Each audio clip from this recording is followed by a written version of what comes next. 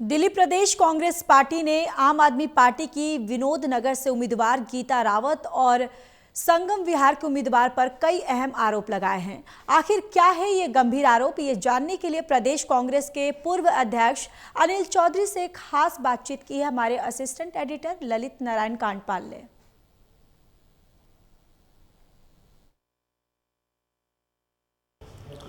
Congress party ने आम आदमी पार्टी के दो उम्मीदवारों पर गंभीर आरोप लगाए हैं, जिनमें एक विनोद नगर का मामला है और एक दूसरा संगम विहार का मामला है।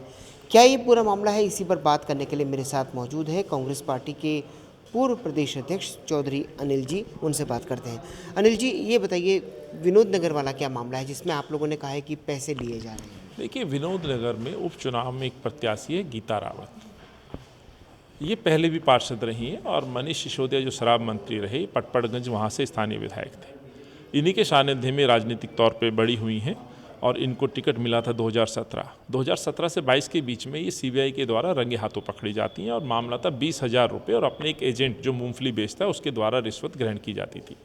रिश्वत उस ठेली पे आते, इसके ऑफिस में जाती और सीबीआई रंगे हाथों पकड़ लेती, जेल ले जाती। वो अलग बात है, उसमें वो 20 दिन रही और अभी क्या ट्रायल चल रहा है मुझे नहीं मालूम, लेकिन हाँ, उस पर भी प्रश्न उठते हैं कि किस तरह से जांच बढ़ी, उसमें किस तरह से इनको क्लीन चिट दी गई। लेकिन 22 के चुनाव में इनका टिकट काटा जाता है ये कहते हुए कि हम जीरो टॉलरेंस पॉलिसी अपनाएंगे। ये बात अरविंद केजरीवाल लगातार कहते हैं। भ्रष्टाचार के खिलाफ वो ढोंग रचते हैं कि हम लड़ रहे हैं। सिसोदिया जी भी वही दावे करते थे, हालांकि खुद बड़े भ्रष्टाचार में लिप्त वो व्यक्ति रहे हैं।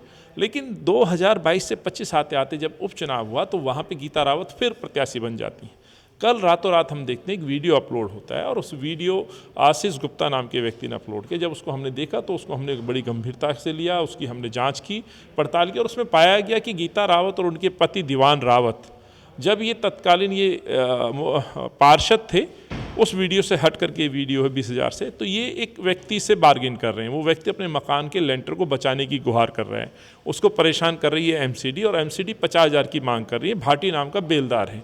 तो जब वो व्यक्ति उससे पैसे मांगता तो इनके पास आता, इनका भी दबाव बनाया जाता। तो स्वाभाविक स्टिंग तभी आदमी करेगा। और अरविंद केजरीवाल तो ये दावा करता था, कहता था कि आप स्टिंग बनाइए, वीडियो बनाइए, कोई आपसे पैसे मांगे। तो ये उसी का उदाहरण है। पहले दीवान जी, उनके पति जी बार्गेन करते हैं, 50,000 से वो इधर उधर की बातें करते हैं। फिर उनकी पत्नी के पास जाती, गीता रावत खुद वीडियो में दिख रही हैं, वो भी कहती है हमारी मदद करिए। तो ये मदद के रूप में रिश्वत मांगने का एक तरीका है। तो ये वीडियो वर्तमान में वो है। तो ये इससे साबित होता है कि गीता रावत बदलने वाली नहीं है। पहले 20,000 रुपये की डील करी, अब 15,000 रुपये की डील इसमें करती दिखाई दे रही हैं। तो ये दोहरा चरित्र आम आदमी पार्टी और सिसोदिया एंड केजरीवाल का साफ तौर पे दिखाई देता है। दूसरा मसला जो आपने बताया लिकर का, संगम विहार में बड़ा गंभीर मसला है। इसमें हालांकि कांग्रेस पार्टी और मैं स्वयं उस समय अध्यक्ष था, हमने एक बड़ी लड़ाई लड़ी और इस सरकार को उखाड़ फेंका। उस समय मैं प्रकाश जरवाल को भी जानता हूँ, जिस क्षेत्र से विधायक थे। टैंकर माफियाओं के साथ मिलकर इन्होंने एक हत्या की।